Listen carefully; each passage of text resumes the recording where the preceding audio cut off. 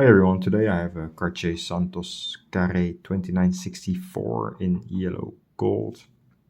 So there are a couple of Carré references in yellow gold. You have some ladies models with a small diameter, but I'm going to focus specifically on Carrés with the date.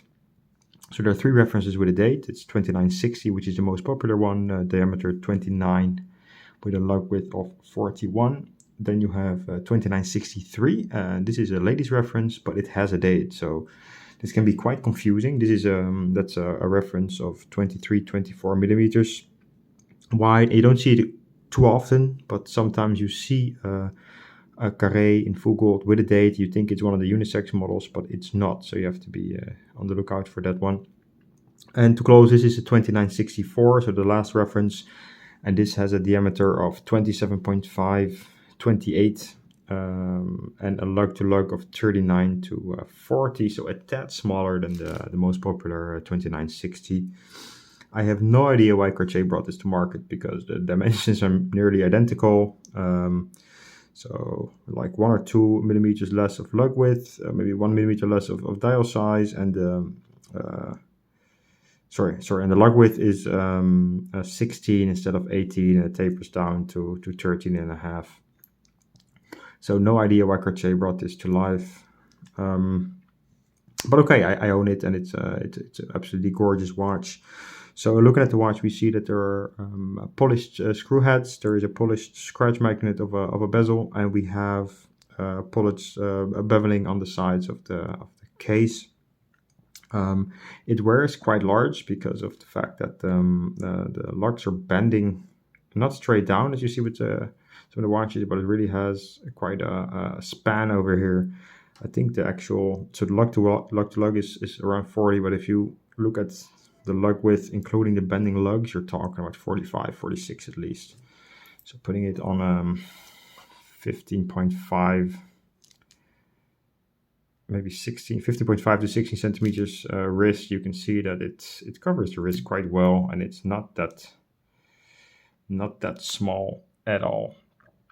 Pretty great size. So yellow gold is making a big comeback, and this watch is, in my opinion, heavily underpriced. So you're talking this starting price around 10 to 11,000, while the date just starts around 12,500 in full gold, and then you're going to have a totally beaten up date just. So this is really a value proposition, and I wouldn't be surprised if it increases in time. Also, the same applies for the steel model. The steel model 2960 is absolutely gorgeous. Some great dial combinations there, gray dial, red dial, which are the most popular ones, but also the white dial is beautiful. And looking at the gold 2960 or 2964, you have some dial references there too, but they are extremely rare. So I've seen pictures of a black one, a gray one, a red one, diamond settings, all kind of different dial configurations. And the moment, so we're in September 2022, the price is around 14 to 15,000, starting at basically 10, 11, depending on where you look. So the nice thing about that there is, because the references are not always very clear, people just name it a golden Cartier Santos. Sometimes they call it a ladies watch because of the vintage size.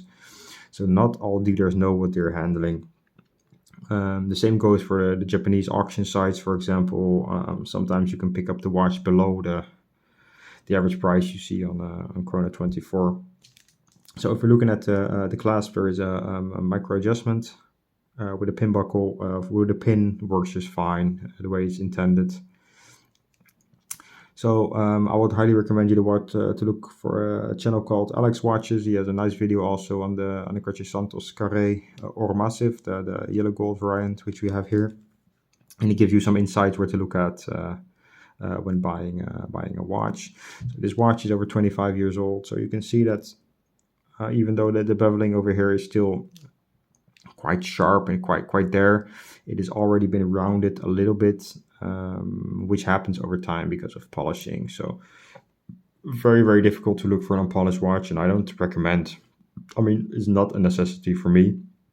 Some people like their watches unpolished. I like my watches to be looking brand new, basically. Although with yellow gold is such a gold in general is such a scratch magnet. You're not going to get a watch looking unworn. And besides, you want to protect your beveling, so I don't recommend over polishing your watch. But when you send it to Cartier for a service, I wouldn't have a problem with it to have a light polishing done. So if you want to make sure your watch is not over polished, make sure that the serial number on the back is still visible. Here it's obviously the case. I'm not going to show it in full, but you can see here that it's engraved. It's engraved thinly on actually all watches, but when it's not visible at all, you know that it's been simply over polished. So looking at the box of these watches, there are quite some boxes around. The original one says Massif on it, and it folds two ways. But it doesn't mean that the other boxes are not original, because back in the time, a Cartier dealer has, like, let's say a stack of 20-30 boxes in their stock to sell Cartier watch. They take the top box on the stack and then they will just give it to their client. And not all sales reps know that there is a specific box that matches a specific watch. So some Massifs have the specific Massif box, some have a generic Cartier box, and it doesn't mean it's sourced afterwards. It's just the way things end up going.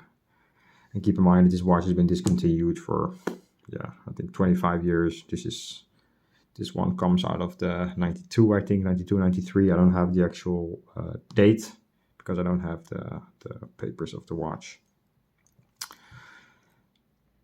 If you want to know more on Cartier and Collection Privé and Santos in general, I would recommend you to take a look at this book. Written by George Kramer, an authority on Cartier, and there's tons of information on